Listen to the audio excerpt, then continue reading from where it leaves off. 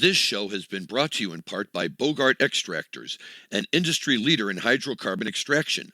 Bogart machines have been used in licensed extraction facilities all over the world and are available in small or large capacities for any scale operation.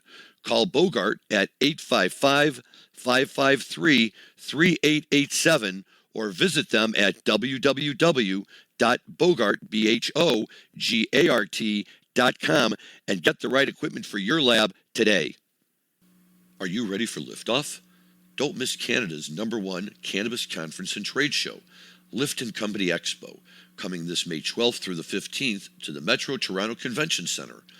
Level up your industry intel at the Lift Cannabis Business Conference. Plus, connect with movers and shakers from across the cannabis industry and preview new products and services from 250 plus exhibitors. Plus, everyone loves Lift & Company Expo's prizes, live music, and more. Visit liftexpo.ca for tickets. That's liftexpo.ca.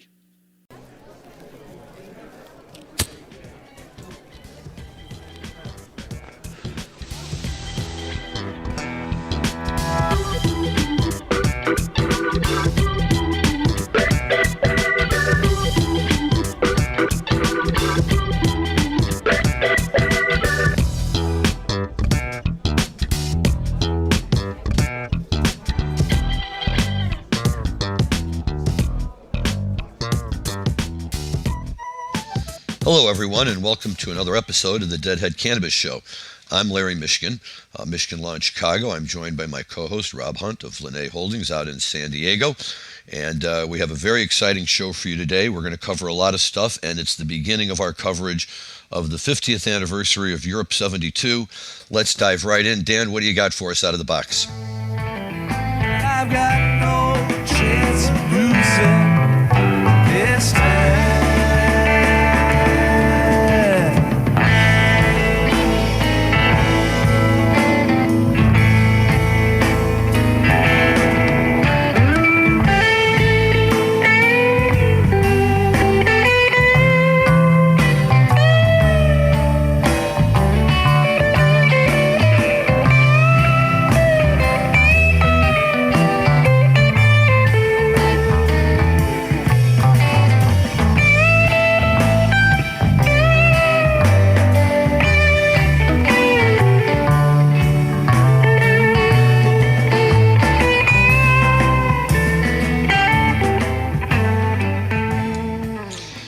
Okay, Rob, welcome to the show. Great to have you back here today, and give us a quick description of what we're listening to there.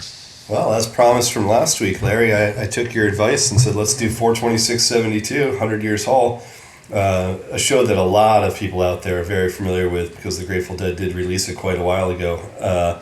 And it's, of the Europe 72s before they put out the huge box set, this one was actually released significantly before that.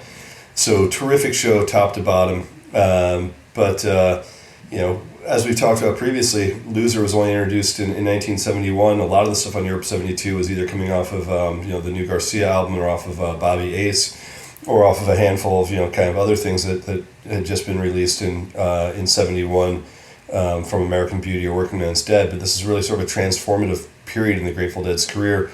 But Loser was really at this point starting to be pretty well thought out.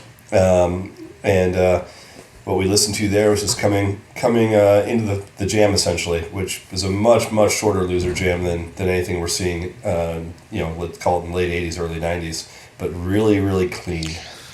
Everything from Europe 72 sounds clean. It's all so new and fresh, and I think that they're, excited by it. And even that version of Loser, you're right. I mean, by comparison to what we were hearing in the mid-80s, through the end, you might almost call this upbeat, right? Because, Jerry really, and whether he was just slowing down or whether he was like, living the part of the guy he was singing about, he definitely had slowed it down and really kind of, dragged it out. Not in a bad way. I always enjoyed a good Loser at a concert. First set Jerry ballad is always a good thing. But when you listen to any of these tunes that they're playing in Europe 72, I think you almost always come away with that same feeling, right? That, wow, listen to these tunes when they're just kind of putting them together, when they're just getting on top of their game with it. And I think for them, Europe '72 was just a tremendous showcase, and we could easily spend every episode, from now till the end of May talking about it. And we won't, just because not everybody wants to talk about Europe '72 all the time. I get that. Hard to believe, but true. I get it.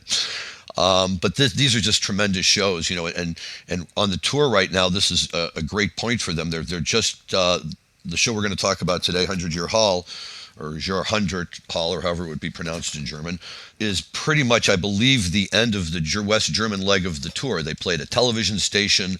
Right before this show, they had played in Dusseldorf. There may be one other German show. And then, they take off for other parts of the continent and ultimately make their way to Paris for the monumental shows there at the beginning of Paris, the beginning of May, which we'll be talking about in future episodes. But today it's this Jahrhunderthalle, 100-Year-Halle album. And 1995 is when the Dead released the album itself. And it was a Dead release. It wasn't, released as a From the Vault or anything like that. It was just released as a live release from the Grateful Dead. And the liner notes explain that it was part of a show. It was part of the performance from this show in West Germany, in this hall that was, at least 100 years old, I guess, if not more. And eventually they released the whole show when they released the Europe '72 box set. But there was a couple of shows. I believe this show from Dusseldorf was also released by the Dead a number of years ago as just a live recording that they released. But the beauty of the Europe '72 tour was you finally get the entire show. And the 100-Year-Halle album has a lot of the first set, not as much of the second set. And, to be able to listen to the entire show is a really great thing. But, this was significant for me in terms of live music being released by the Dead. They had released the first two From the Vaults, and they had released Dick's Picks 1 and Dick's Picks 2. So everything that they were releasing live at that time was all still kind of exciting and brand new. And I remember being working in my office downtown in the Chicago Loop one day, and we had the radio on to the local, WXRT, the local hip rock and roll station. And all of a sudden they started playing Bertha, and it was a live version of Bertha, but I had never heard this live version of Bertha before. It wasn't off of Skull and Roses, and it wasn't off of anything else that I had ever heard. And I immediately picked up the phone and I called the local radio station. I'm like, where is this? What Grateful Dead are you guys playing? And he goes, oh yeah, this is this new album, 100-Year-Halle, that just got released. And I immediately got up, ran down to the local CD store. They had just gotten it in, bought it, took it home and listened to the entire thing twice, just because it was so exciting and so cool. And, to realize, wow, this is Europe '72, right? Up to that point, all we'd ever heard was what was released on the double album, which is great, but it's like barely anything by comparison to what we have now. So great choice for today. And, Loser is just such a great tune to always start out with. And one of the things I'll say from what you're saying is that I think a lot of people forget that until One from the Vault came out in 1991, you had the real sort of live Dead or some other recordings that had some live material on it, but it wasn't the same. Like One from the Vault was the first time that they came out and said, let's give you a full live show. And then, Two from the Vault came out, and then the first Dick's Picks, second Dick's Picks. This is only the fifth one over 5 years that they came out with. So for them to have picked this, at that point we were kind of expecting that the Dick's Picks series was going to be, all the live recordings coming out. And then they sort of switched it up on us and threw out 100-Year-Halle as just a tweener in between two of the Dick's Picks ones, all coming out in 1995. So, much like yourself, when this one came out, it was a big deal. It was like, okay, wow, we're getting, more remastered, fantastic recordings from, different eras. And that was what was really cool about it, is they're picking shows from different times, different years, and say, okay, let's just throw out some of our favorites, which is really cool. Yeah, I think that's right. And, look, Live Dead is pretty cool for what it is. And, certainly it's tremendous in many respects. And Skull and Roses is a great live album too. But even all the way up through Reckoning and Dead Set and Without a Net, although any of them have great songs on them, none of them are a complete show. And, we hadn't yet been exposed to the idea of a complete Grateful Dead show being released, so you could have it on something other than, hopefully a not very scratchy cassette tape. Yeah. Until One from the Vault. Right. And then boom, One from the Vault came out, Two from the Vault, then all of a sudden the Dick's Picks, and now we're living large. And what always surprised me about that was I figured that the From the Vault series was just going to continue right along too, and maybe they'd have two side-by-side series going of releasing live albums. But after what, I guess From the Vault, after number 2, there was a big delay. Then they did From the Vault 3.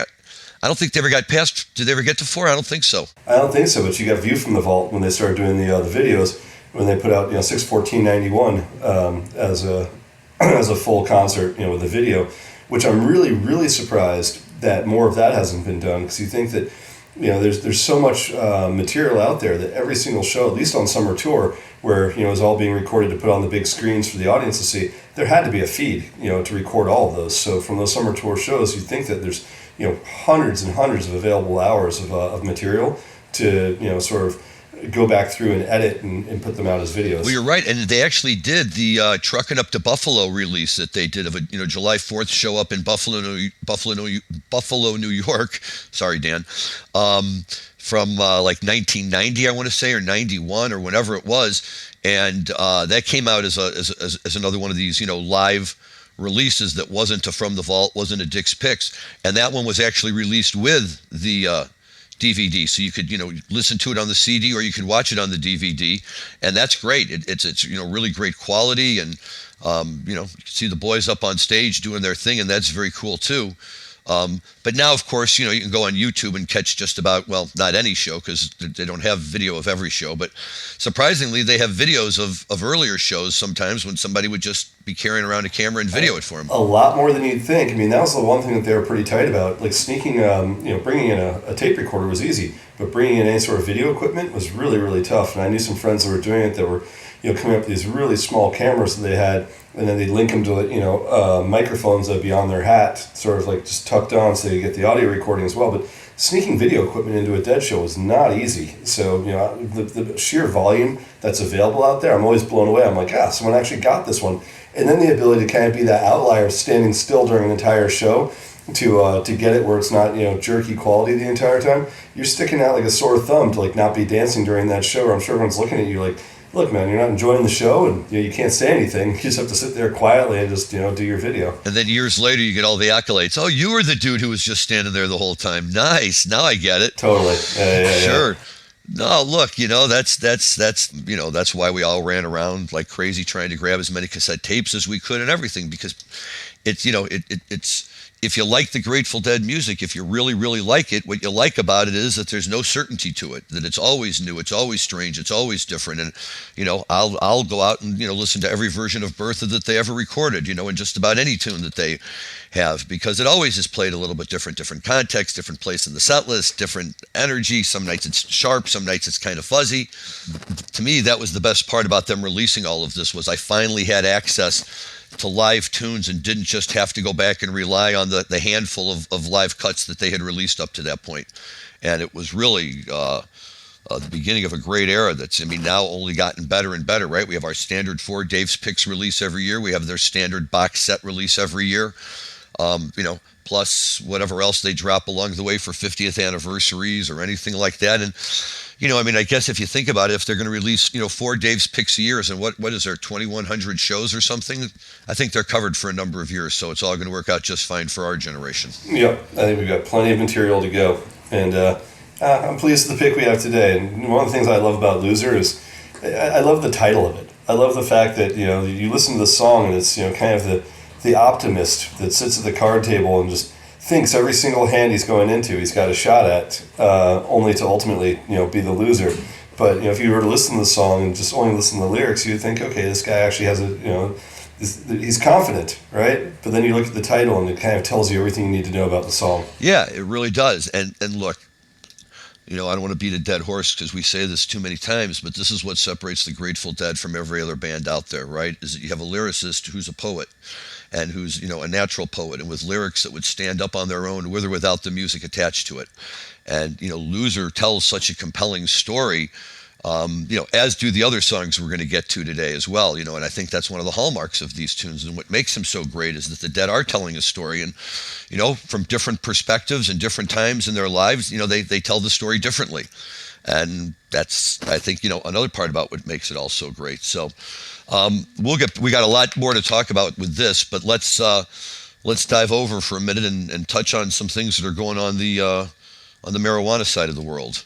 Looks like the East Coast is finally getting ready to kick in here, huh? It's on fire right now. So first of all, congratulations to everyone in New Jersey. Anyone out there in Jersey that is now able to access adult use cannabis as of April 21st. Congrats to all you guys. Congrats to the people that actually have stores that are open. I think there was 12 stores that opened on opening day. There's quite a bit more that's waiting to come live. There's quite a few cultivators, I think, that are ready to go live soon.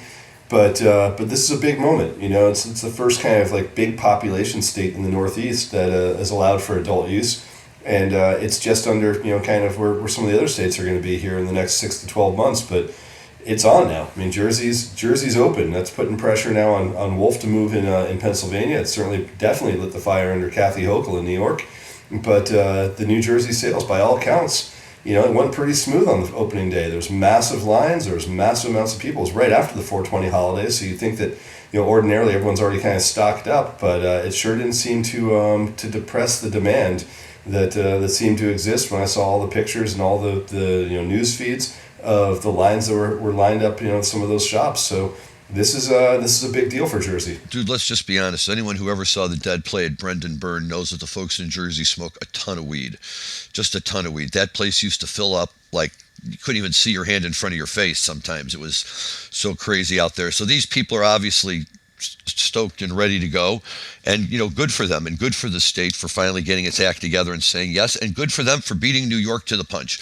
And you're right, it has lit a fire under Hochul, and we'll get to that in 1 second, but I'm a big fan of Jersey. They're the butt of a lot of jokes. We all get it. The toll booth exits and all of that, but or the tollway exits. But you know what? At the end of the day, they're very forward and progressive thinking in a lot of areas. And here's a great example. And I think that the more and more people that cross over the river from New York to New Jersey instead of what's typically the other way around. And from Pennsylvania to Jersey, coming across from Philly. Right. Pennsylvania has got they've been talking about it for a long time. They've got to pull the trigger too. And I think that they will as a result of this as well. But you're right. We have New York, and we have the new governor there who is a fan of marijuana in the way that Cuomo was not. And saying, look, we've said we're going to do it. Let's quit screwing around and actually do it. What's interesting, we can probably segue right now to New York, is Hochul has come out and said that we are going to move on this. What's interesting to me is they've taken the approach really similar to what Florida did about 6 years ago, which is in many ways they've kind of turned the industry over to the hemp licensees, which is strange to me. Like, I've never understood. In my mind, it's no different than saying, okay, alcohol is illegal here, but you can have non-alcoholic breweries. And then all of a sudden you legalize alcohol and you go, okay, well, those breweries are already in place. Let's just give the non-alcoholic guys the industry. So, here it's like anyone that got a hemp license, much like in Florida, anyone that got a hemp license then automatically got first bite at the apple of the cannabis license, even though in my mind, the two have very little in common in terms of industry and in terms of who's interested in doing it. So, we'll see how that goes. And then all the rest of the retail licenses, Kathy Hochul is still reserving for social equity applicants, which, opens up a whole other wave of controversy and issues as to, whether or not the people that are meant to be empowered are really, getting it, as we've discussed in the past. But, at this point, New York is saying that, by the end of the summer, early fall, that they think they're going to start the adult use sales, and they think they've got, enough infrastructure in place to make a relatively smooth transition. And if Jersey's any sort of harbinger of things to come, then perhaps they're right. I mean, it's not going to be a fully built out and robust system, but New York never has been. New York's been woefully deficient in what's available in legal cannabis. So just saying that we're actually going to make the transition, I've got to think that that state expands in a really meaningful way. I think there's going to have to be hundreds and hundreds of available dispensaries to really make that. Honestly, I think there needs to be hundreds and hundreds of dispensaries just in New York City proper for this whole thing to work. But so far they haven't shown a great deal of desire to move quickly. I think we're gonna watch it be incremental movement, but it has to be an expansive market. If not, I mean, I'm still hearing so many stories out of California where I am of just how much of the volume of what's produced here is still bound for New York City, and that's even with the Maine market and the Rhode Island market flooding cannabis into New York. It's still making its way fully cross country from here. And if the people don't realize that, or if the lawmakers don't realize that in New York, that the only way to fix that is to completely just expand their market and make sure that New York City has access to legal, safe, and available cannabis at a price commensurate with what they can get the illicit market for. Then New York it's going to take a long time for that market to develop. I think that's also true. But hopefully she will, learn from the mistakes of other states, most painfully Illinois, which we'll get to in a minute. And come on, man. Do you really believe that, though? They never learn. They never learn from the mistakes. It's like I keep watching state after state after state make them, and they're all going with this mantra of like, oh, we don't want to be the Wild West like Colorado.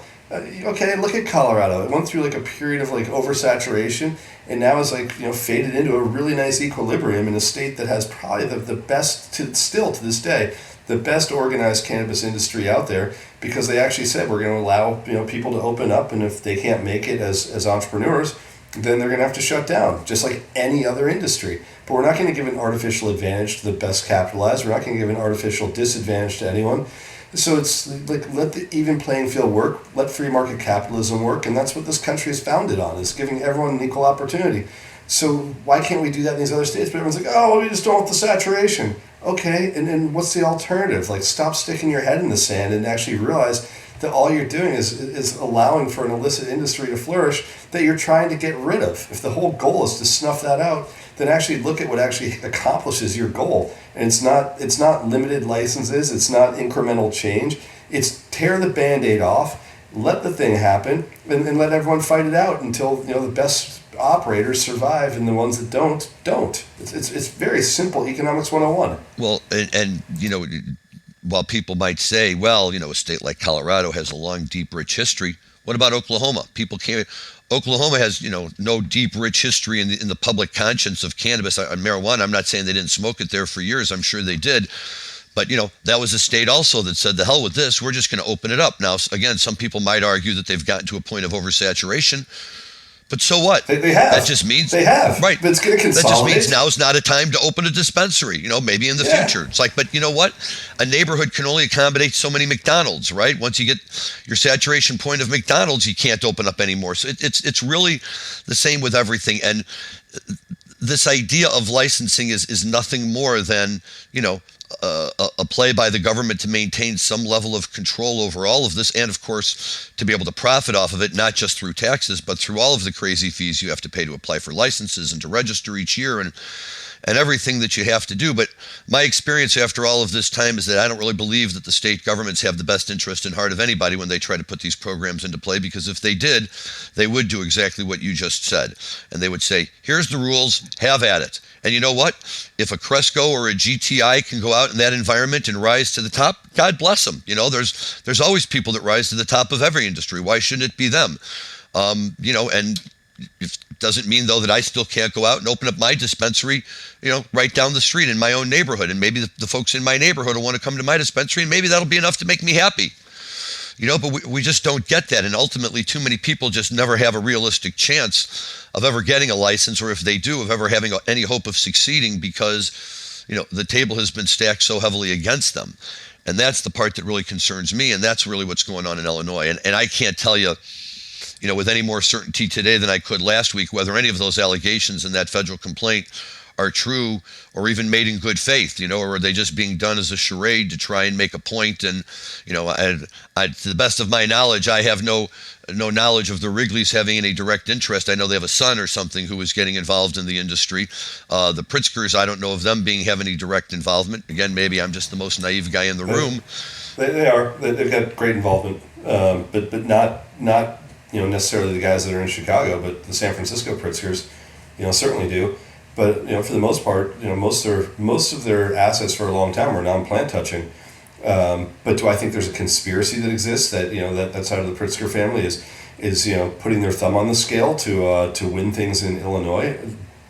I've never heard anything about that, and certainly like I hear as many cannabis rumors as there are about things that are happening on the nefarious side of the industry, and I can't see anything that would support what's being alleged in this suit as being even supported by kind of the rumor mill in the space. Now again, like I'll wait to see what discovery produces. I'll wait to see what else they're doing. But if this is a frivolous lawsuit, it's a very harmful one because it's certainly implicating a lot of people that I think have, if they have involvement, whether it's the Wrigleys, whether it's the Kovlers, whether it's the Pritzkers, who have done a lot to try to further the aims of the cannabis industry to move forward. Well, that's true. And in the good old days, you would always think, look, it's one thing to go into the Circuit Court of Cook County in downtown Chicago and file your crazy lawsuit. Everybody does. And, if you get a judge who's, really paying attention, maybe they say, no, counsel, look, I'm getting rid of this, but that's it. Other than maybe some chit chat in the hallways, that's the end of it. You go marching into federal court and you file a nonsense lawsuit just for the sake of making headlines, you got a real problem on your hands as an attorney. That is not a place where you can go and play games. And I can certainly say the Northern District of Illinois is not a tolerant district when it comes to people trying to use the court for political advantage or for any other purpose like that.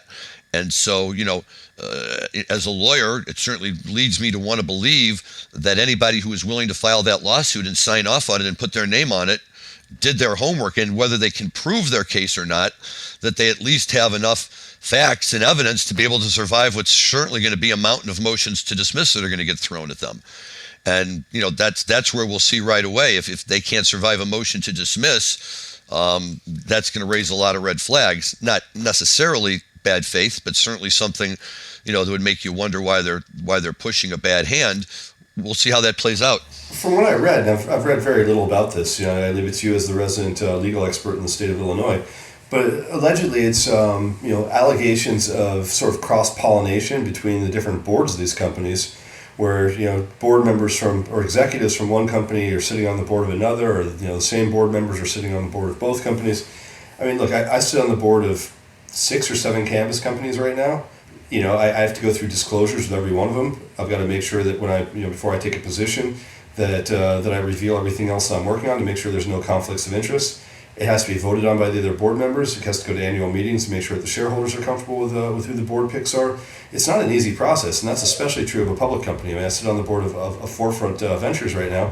Forefront's a pretty well-known MSO. That's not something that I can do without having a fair amount of scrutiny attached to everything that I do and with whom else I'm involved. And if there's a perceived conflict, the company, I can tell you, would much rather not deal with that. There's lots of people they can pick to be on their board that are well qualified and suitable candidates. That if there's a perceived conflict of interest that could rise to the level of some sort of liability for the company or for you as a director, no one wants that. So I find it really hard to believe that a lot of these questions weren't thought out by the groups that were picking these people as their board members prior to the time that they put them on.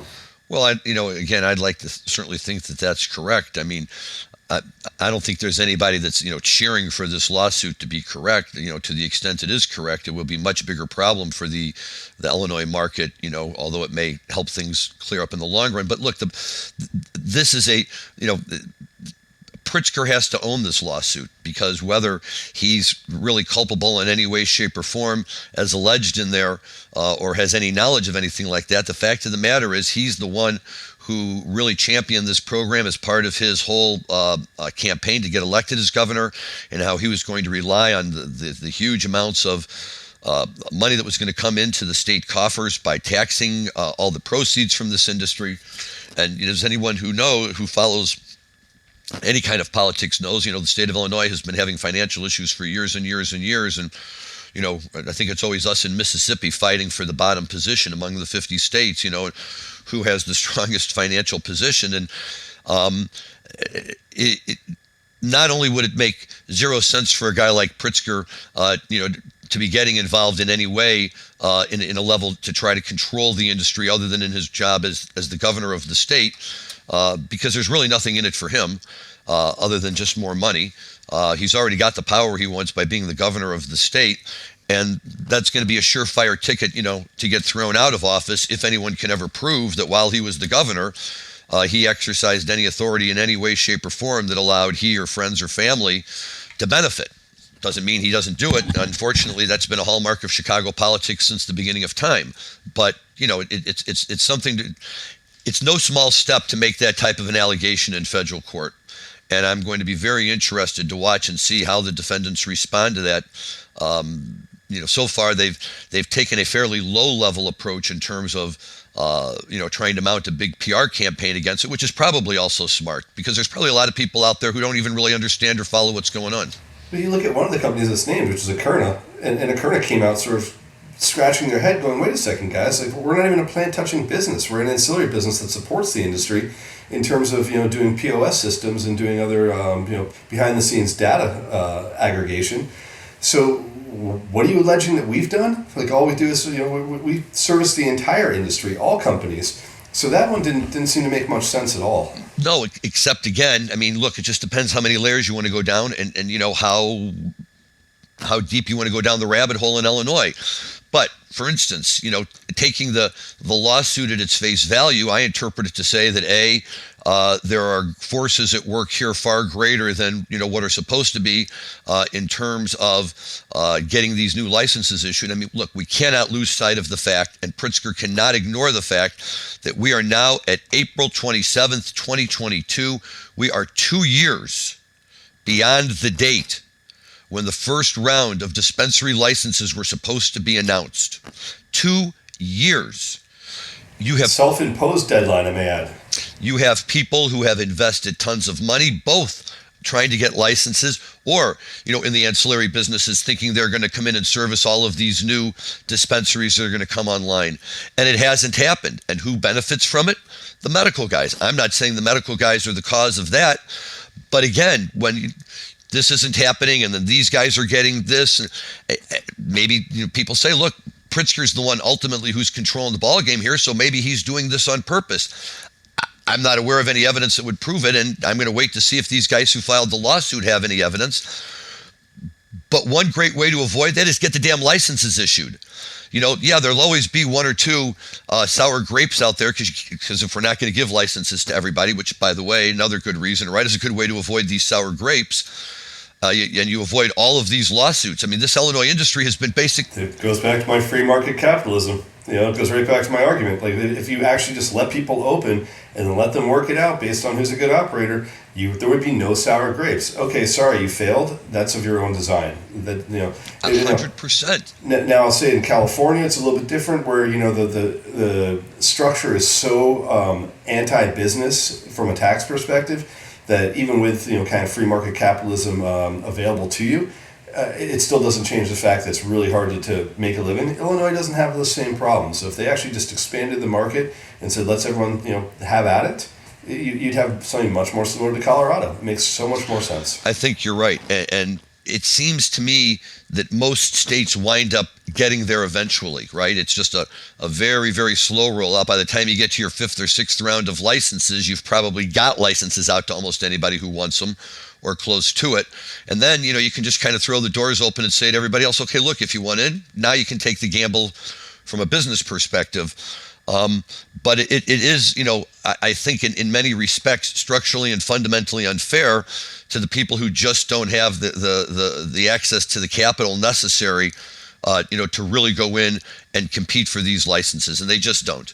And as a guy who represented a lot of people trying to get licenses, I can see where the struggles come from, and where the inherent unfairness in the entire system ultimately lies. And again, I'm not saying that anybody's doing something wrong. They're just taking advantage of a system that's poorly set up. Yeah, I mean, you can always do what Massachusetts has done as well, which is you go through a couple rounds of licenses, and then you say, okay, now we're just going to throw it open to whoever wants to do it. It's going to go, to municipalities self-rule, and the municipalities can cap the number of licenses they want in their town. So, if a town doesn't want more than 2 or 3, then they can say we're going to cap it. Now, I'll tell you that Mass has been very, very slow at the CCC level to get these licenses done and finalized, and it's got its own issues. But in theory, there's no reason you can't say we're going to stop the merit-based application system. Everyone that was in early has got their first mover advantage. Now we're going to open it up and have at it, and towns can make their decisions on what they want to do. Yeah, absolutely. And look, ultimately that's where it has to get, right? I mean, with something like this, it's just like any community in Illinois. For years, everybody used to joke about how Evanston, Illinois was a dry community. There was a university there, and it was right next door to Chicago, but it was dry. And Howard Street is the street that runs down the boundary line between the city of Chicago and Evanston. There were bars on one side of the street and none on the other. And so all the college kids had to go over to the border and step across Howard Street and, to be able to get to the bars. Finally, Evanston said, you know what? We'd like to capture some of that income right here in good old Evanston, and they have. And Evanston is still here. It didn't fall off the earth or get, sucked under Lake Michigan or anything. And, I think it's a good example for all these municipalities. And we've had these conversations in the past, but when you try to legislate morality on this level, it just doesn't work. People are going to get high. They've always gotten high, and you can't stop and tell them no. Why? We know this because it's a Schedule I controlled substance, and everybody's smoking. Which takes us into our last good story for the day. Speaking of our good friends at Akerna, they happen to provide some very interesting information. We all know that 420, right, April 20th, has become a semi-national holiday. It's just a matter of time before they cancel mail service on that day. What's happening in terms of sales on 420 is just absolutely startling. What was that sales figure, Rob? $154 million in a single day. No, again, 400, right? No. 400 over like the sort of holiday period, but on over the 6-day period, right? On the actual day itself is $154 million, which is just a massive uptick from what the previous record had been, which I think was $112 million previously.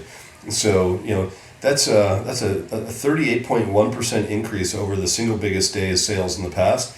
Now, again, this number isn't gospel. It's not strictly factual number. It's really hard to pull. But what Akerna does, they run the POS systems for a ton of different retailers through their MJ Freeway software platform, and they're able to capture what percentage of the market they represent versus what the sales were for their customers, and then sort of cross-reference that against what they think is an accurate number.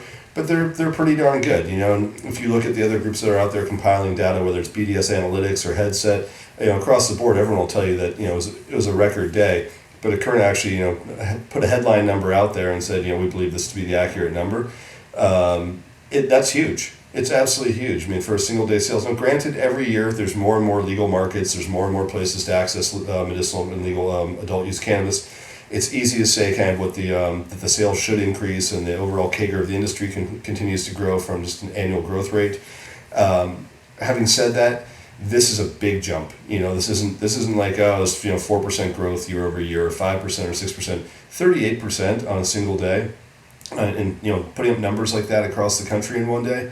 That's huge. You always expect 420 to be, by far the biggest day of sales of the year, and there's 2 or 3 others that are close behind it, like July 4th. Weekend is always a pretty big one, but this is real news to say. This is like how much is consumed. I mean, I'd like to compare it to see, how much alcohol is consumed on New Year's Eve. Which is it's a harder number to quantify because there's bar sales and there's liquor store sales. But even just like liquor store sales, let's see what New Year's Eve is. And I've got to think, it's not $154 million in a day. I don't think anything is hitting this. Look, it's a huge number. And, it speaks to 2 things, right? Number one, it speaks to the popularity of marijuana in this culture. And people can argue morality all they want, but it's here and it's not going anywhere. That number is too large to ever, for people to ever be successful in getting rid of it. The best they can do is hope to corral it or get a piece of it by making it legal and working within the system. Although I will tell you, I admire that, and I think it's great, and I understand for the dispensaries why it's such a huge day. It's like my kids always used to like to go to 7-Eleven on July 11th, of course, right? Because they would go in and get free slushies that day. So, and on Domino's or the pizza places on 314, right? You get your Pi Day pizzas and all that kind of stuff. This is just interesting to me because the dispensaries are always here. Yes, they give you a savings, but it's like people just want to say, I bought marijuana on 420. And on the 20th this year, I was driving home from work, and I did actually want to go by and try and get some stuff and hoped I could go and take advantage of the discounts. But when I got to the dispensary I like to go to in Evanston, that closes at 8 o'clock, and I got there at about 7:15. And I've in all the years I've gone there, I've always walked in the door. Sometimes once I'm inside the door, I have to wait in the line, but I've never seen a line that goes outside. This line went outside the door, down 2 blocks, and then around the corner another 2 blocks.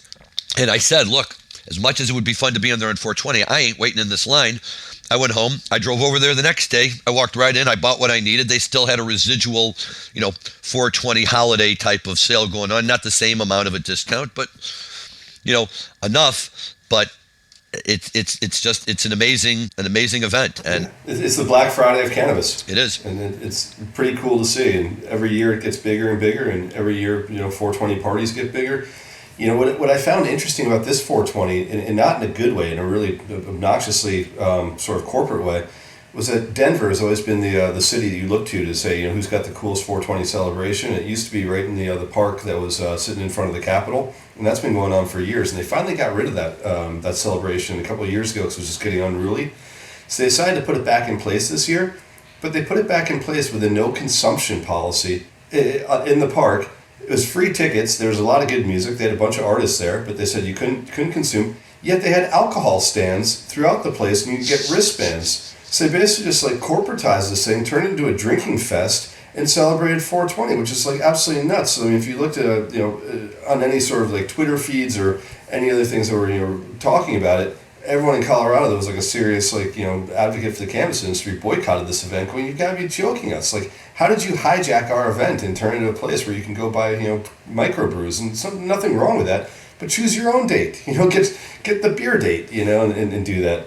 But don't steal our event. Well, what's fascinating to me about that is that even with the advent of marijuana and with all of its legalized availability and decriminalization and all of that, drinking is just so deeply embedded in this culture in such a way, and marijuana ostracized so much that, that's 2 huge hurdles, right, for marijuana. First, it has to even get to a point where you can get some level of public acceptance, and then you have to get to a point where it can, seriously begin to chip away at, the lead that alcohol has. But I don't know about you, Rob, but one of the things that used to drive me crazy early on at some of these conferences we'd go to, 2014, 2015, right when they were all just getting started, is that you'd be at this great conference and hearing all of this great stuff, and then all of a sudden, boom, 5 o'clock happy hour, and everybody was running downstairs to get drinks. Everybody wanted to drink, and I'm like, this is cannabis group. We're not this is an alcohol group. Why can't? Well, they won't let us smoke in here. We can't do this, but we can drink.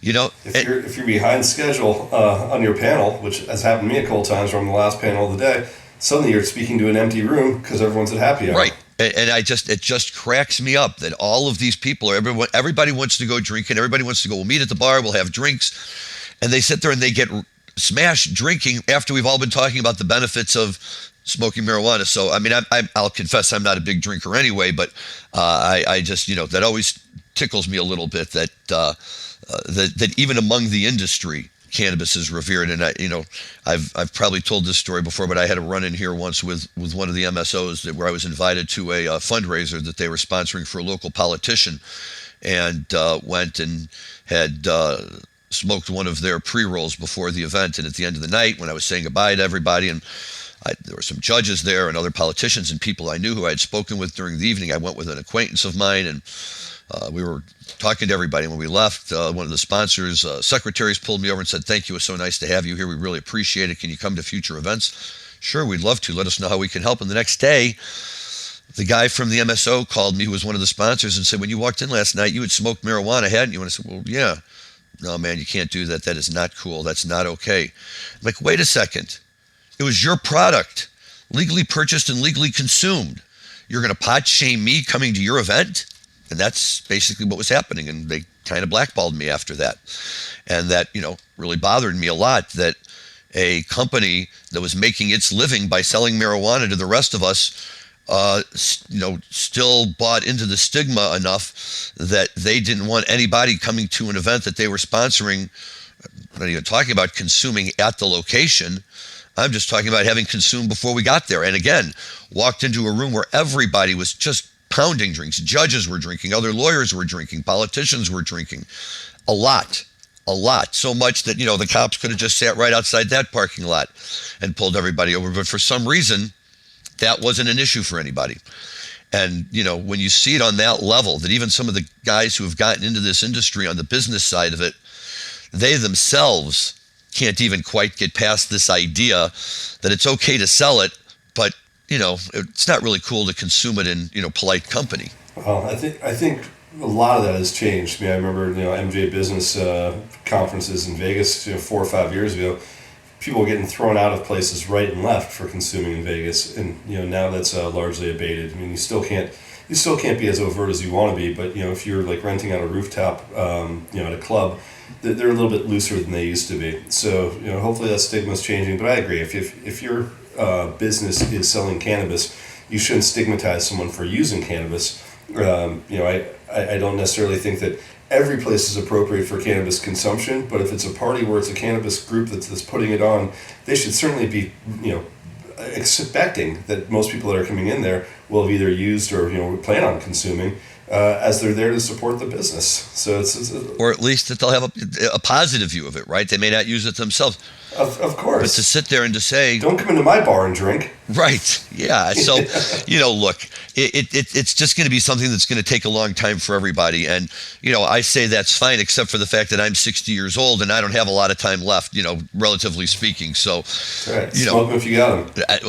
That's it. I've resolved it all in my mind, and, maybe everybody else hasn't, but, that now it becomes their issue instead of mine, right?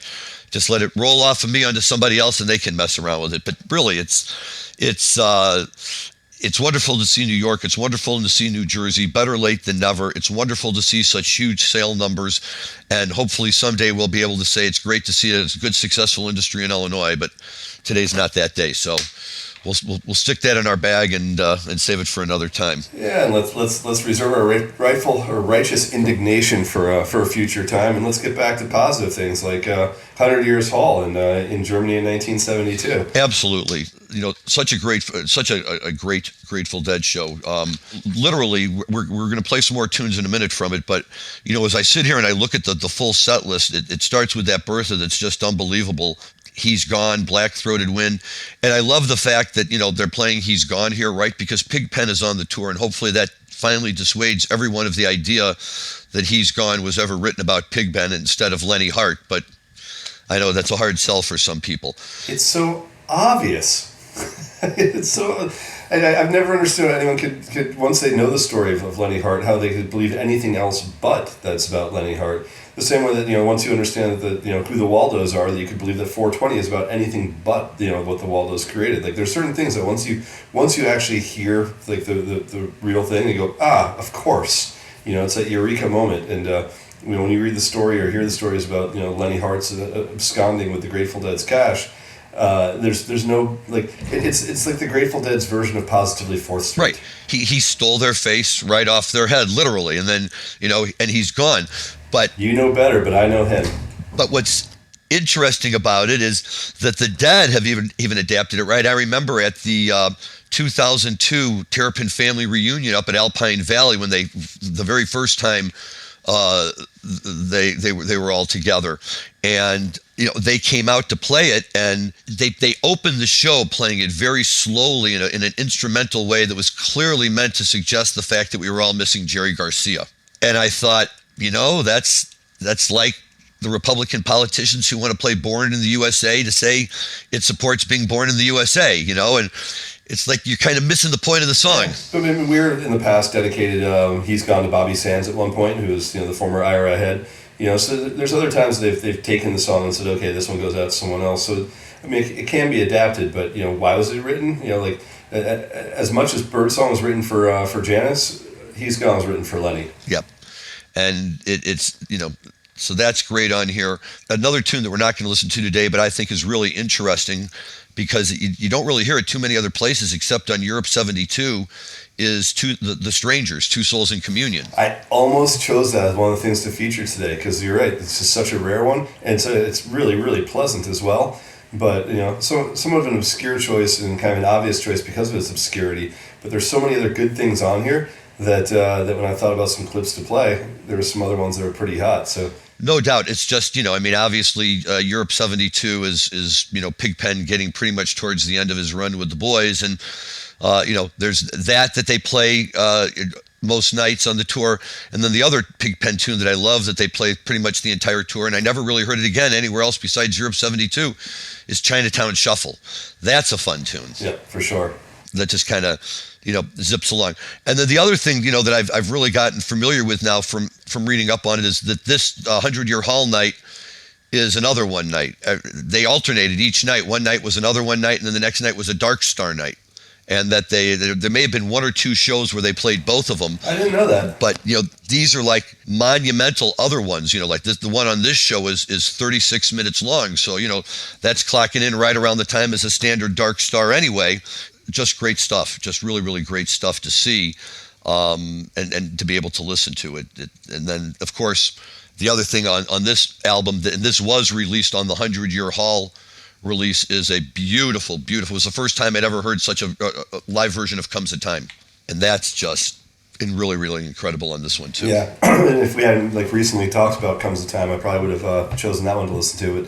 But I did pick the Direwolf out, and maybe we listen to a little bit of that just to get a sense of just kind of again how clean the playing is in the Direwolf and throughout this entire show. So Dan, I don't know if you have that queued up, but maybe let's take a quick listen to that as well. Wash of venereal, black and bloody mine.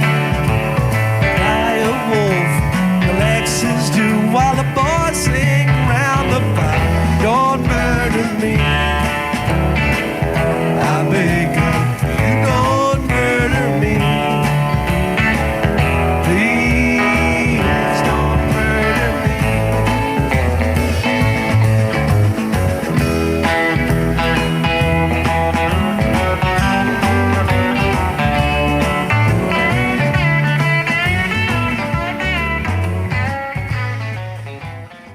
Yeah, that's really, really nice, huh, Larry? It's such a beautiful tune. It's such a fun tune. And, they played it a lot early on. I don't remember them playing it quite as much later in the 90s and everything. But it's another one of these tunes that just tells a great story. And I like when they play it on the Dead station on Sirius XM.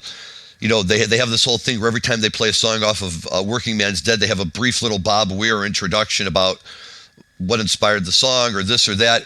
And here he talks about how Dire Wolf, we always just kind of figured it was Hunter woke up from a fever dream and just wrote it all down, and if you think about it, yeah, I mean, it's kind of a tale of murder and this kind of stuff, but it's a great tune, and I love Garcia's voice on it. He really, really plays it well. Everyone always asks each other, it's one of those things, it's the question what song got you into the Grateful Dead? Who introduced you to the Grateful Dead? What was the first song you saw live? But the first song that really caught my ear, which is really surprising, because there were other ones I knew. At this point, when I was 13 or 14, I'd heard Casey Jones, obviously, and heard, a handful of other, Grateful Dead songs. Ripple I was already familiar with. But the first song that really, caught my attention, where I'm like, what's that? And, I want to hear that again, and, get me a recording of it. Believe it or not, was Direwolf, which is, kind of a random one to have this kind of, your intro to the Grateful Dead. It was Direwolf first, and then very soon after Franklin's Tower.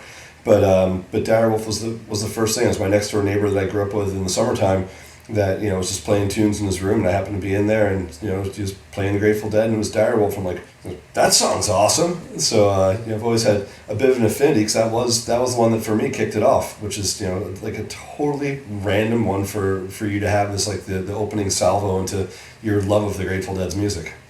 But that's the beauty of it, right? Is that for everybody it was something different. For some people it was a thundering, Scarlet Fire. For me it was an amazing Ico coming out of space in Syracuse in '82.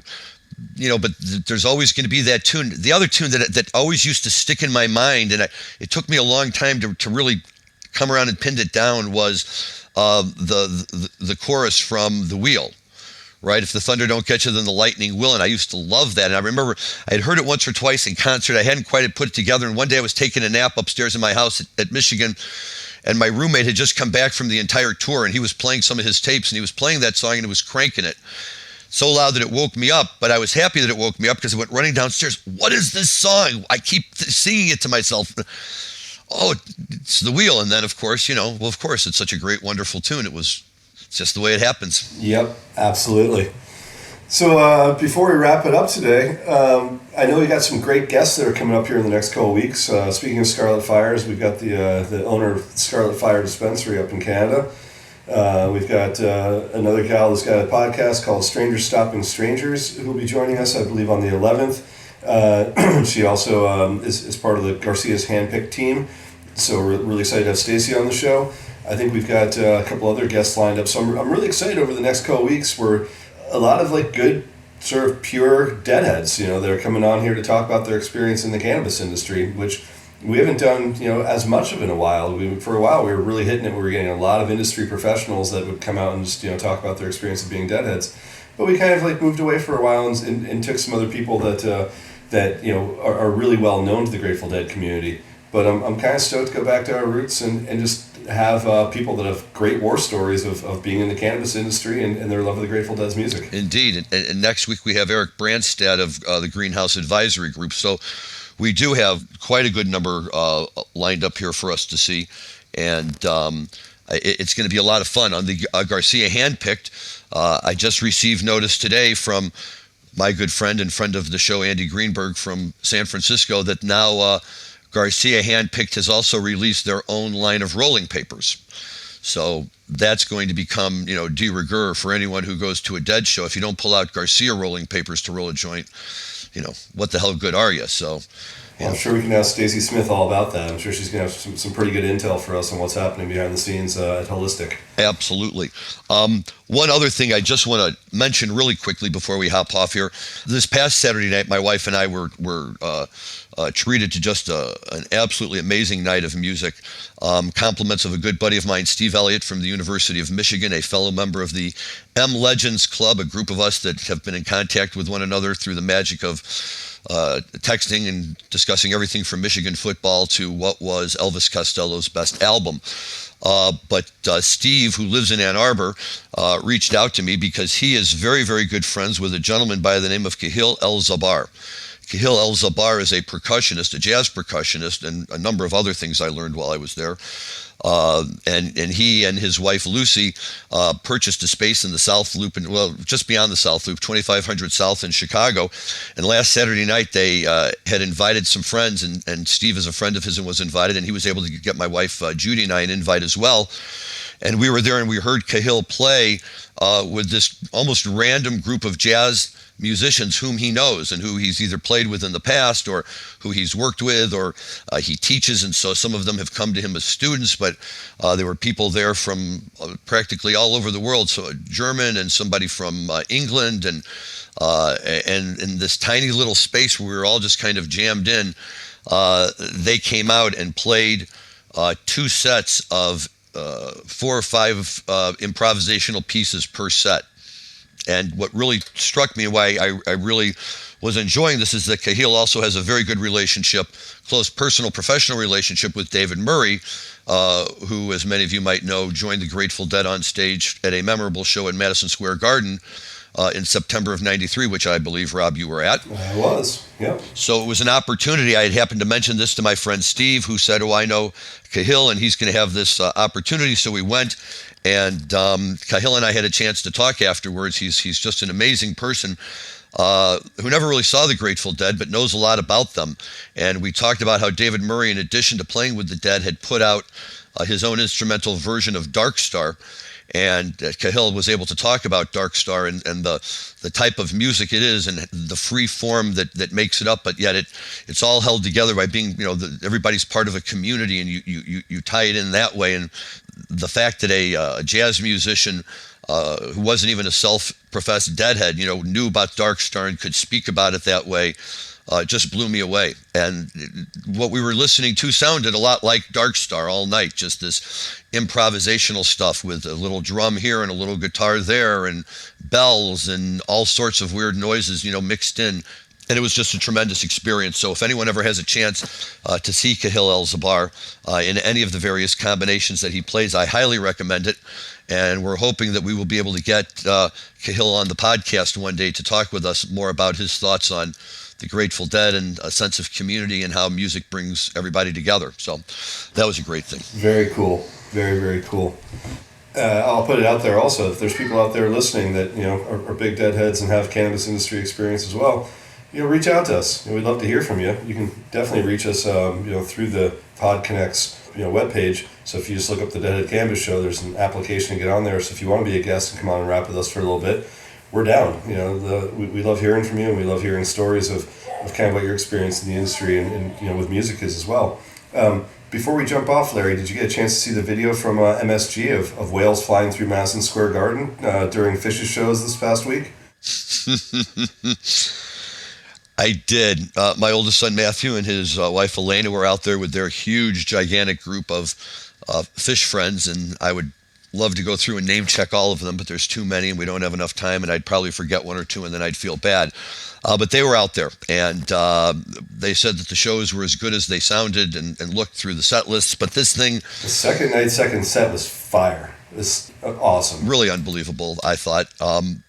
But what I love about them is, okay, fine, they do the show where they go up and down in the stage on the lifts, and Trey got stuck up on his. But they're always doing something different, and this time they created an aquarium inside Madison Square Garden. They raised the stage up so it looked like there was water underneath. With kelp forest coming down during the split open and melt, it was amazing. It really was. Yeah, but watching those dolphins and whales swim around was just... All I could imagine if they had done something like that at one of those dead New Year's Eve shows and we were all tripping our faces off. That just would have been too much, maybe. Yeah, I agree. And, again... But in a good way. I love the fact that Couch Tour allows you to watch these things, and I love that the videos come out right away, and that's all, another completely different thing. I mean, as we talked about last week, when we saw shows, there was no cell phones, so you couldn't even record these things. Nowadays, you can't not go to a show without a cell phone and a video recording of it. But the footage I saw of dolphins and whales swimming through the air over the audience of Madison Square Garden is one of the cooler things I've seen. So, bands out there, keep getting creative, because as fans, we love it. I tip my hat to Fish. They're not getting older; they're getting more creative, and really, just the ways that they keep, finding new ways to bring themselves, to the public, and to do everything that they do is really a tribute to them. They've now been playing, well, I guess not entirely, because they had a couple of off years there but almost as long as the Grateful Dead played. And 37 years, or longer now. From 85 to 22, it's 37 years. Well, there was a few years off though, right? Between 2.0 and 3.0 or something. What I don't understand all those geographic markers very well, but I know that there's some break. But either way, they're at a point where we always compare and we always talk about how Jerry could barely sing the words to his songs. Of course, he had a much bigger problem going on inside of him that led to his demise, but. It's just wonderful to see this band, sharp and they missed their New Year's Eve shows, but they never skipped a beat. They said, we're going to do it. And I don't know about you, Rob, but how many bands say they're going to do it, actually do it, and then the third night, which would have been the night of the New Year's Eve show, play the third set that the people would have had if they had been at the New Year's Eve show? I mean, that's kind of above and beyond, in my opinion. That's nice. Hats off. Hats off for sure. Well, with that, thanks as always, Larry. Another really fun show with you, and looking forward to the next couple of weeks. Signing off from Southern California. I'm going to leave us after you say goodbye with a little bit of the Jack Straw from 42672 as well. The early days of Jack Straw, when there's only about a 25-second jam going into the ending, is what we're going to listen to. But a lot of fun as always, and we'll see you next week. This is Rob Hunt from Linnaea Holdings, signing off. Thank you, Rob. Yeah, Jack Straw is always one of my all-time favorites, and when we were at the 50-year reunion, and they played that Jack Straw, and they just kicked into it, it was, a special feeling. It really felt like being at a Dead show. It was, transcended every other thing that was going on to say, this is what it felt like to be at a Dead show. It's just... I never was at a show where they opened with Jack Straw where it wasn't a great show. So look forward to listening to that. Thank you to all of our listeners out there who joined us this week. As Rob indicated, we have some great guests coming up. A lot more of Europe 72 to be talking about.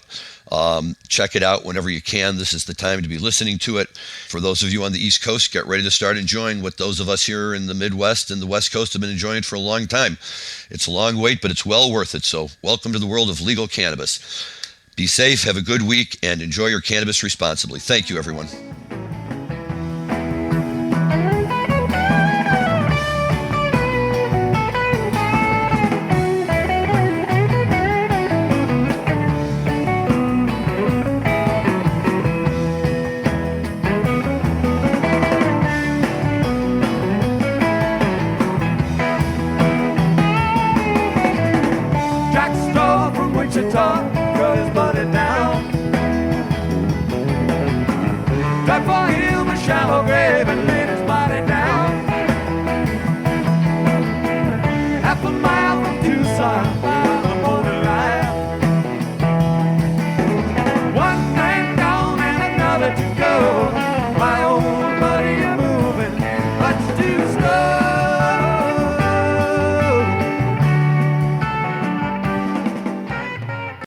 I'm Joyce Gerber, the creator and host of the award-winning podcast, The Canna Mom Show. And we are on a mission to enhance the impact women have on this industry as business professionals, healthcare providers, policy advocates, caregivers, moms, by sharing and preserving their stories of love and kindness, wisdom, and hope. I am so grateful to have found my tribe of Canna podcasters right here on PodConx, and look forward to our work of crushing the stigma around cannabis and caregivers and building this new industry together.